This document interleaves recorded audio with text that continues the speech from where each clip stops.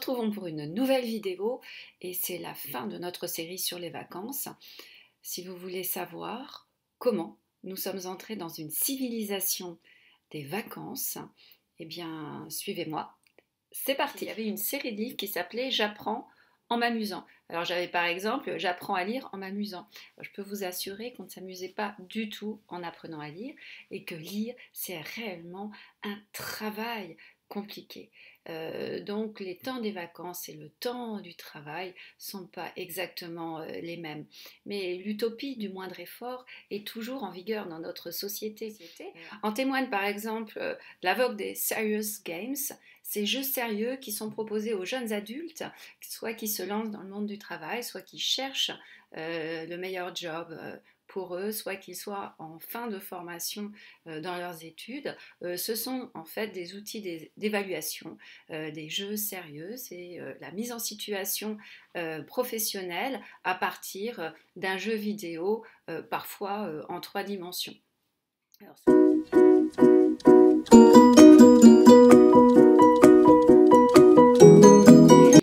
c'est le temps entre le temps libre et le temps du travail qui est totalement déconnecté et cela date de la révolution industrielle et du temps du salariat.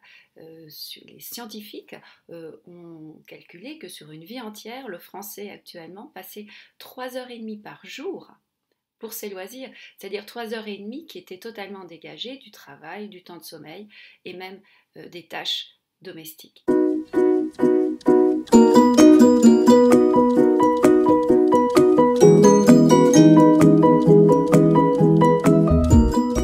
Il a plein de temps libre devant lui. Que fait-il? Eh bien, il consomme.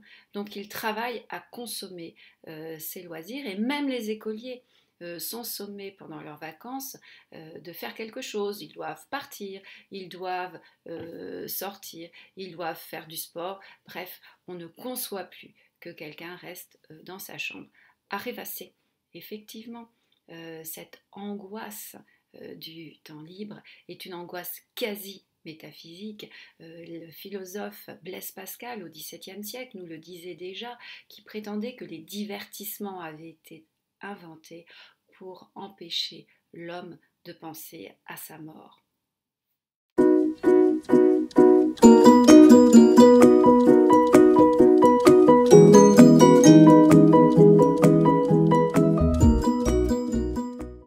Des vacances repousse la mort et l'angoisse de la mort très très loin. En fait, c'est le rapport au temps qui passe qui a été changé et qui s'est modifié. Mais ça, c'est une autre histoire que je vous raconterai peut-être une autre fois. Je vous dis à très bientôt pour une nouvelle vidéo sur Intelligo.